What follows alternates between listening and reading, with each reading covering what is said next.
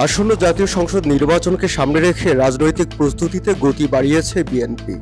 প্রার্থী বাছাই, নির্বাচনী কৌশল নির্ধারণ এবং ভোটারদের কাছে দলীয় বার্তা সুস্পষ্টভাবে পৌঁছে দিতে ঢাকায় ডেকেছে ঘোষিত 272টি সংসদীয় আসনের সম্ভাব্য একক প্রার্থীদের।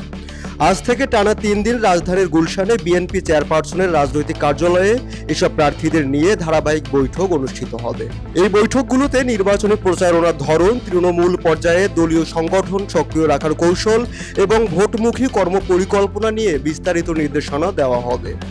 পাশাপাশি ক্ষমতায় গেলে বিএনপি কোন কোন খাতে কিভাবে কাজ করবে সে বিষয়ে সম্ভাব্য প্রার্থীদের সুস্পষ্ট ধারণা দেওয়ার কথা রয়েছে।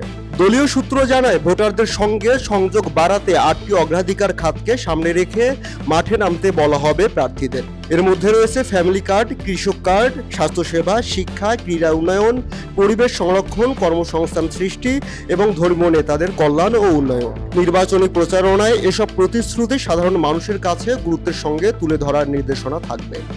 তবে নির্বাচন ঘনিয়ে এলেও বিএনপির অভ্যন্তরে মনোনয়ন নিয়ে অসন্তোষ এখনো পুরোপুরি কাটেনি।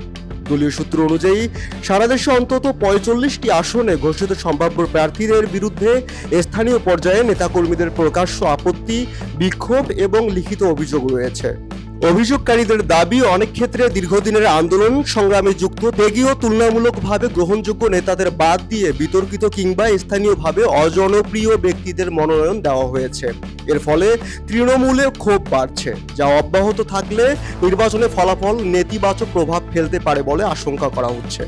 এদিকে মিত্র রাজনৈতিক দলগুলোর সঙ্গে আসন ভাগাভাগির বিষয়ে এখনও চূড়ান্ত সিদ্ধান্তে পৌঁছায়নি বিএনপি।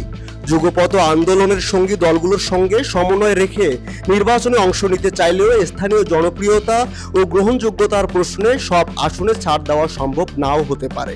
সেক্ষেত্রে মিত্র দলের শীর্ষ নেতাদের উচ্চকক্ষে মূল্যায়নের বিষয়টি বিবেচনায় আনার সম্ভাবনার কথাও জানিয়েছে দলীয় সূত্র। সবকিছু মিলিয়ে পরিবর্তনের রাজনীতিকে সামনে রেখে নির্বাচনী মাঠে নামার প্রস্তুতি নিচ্ছে বিএনপি।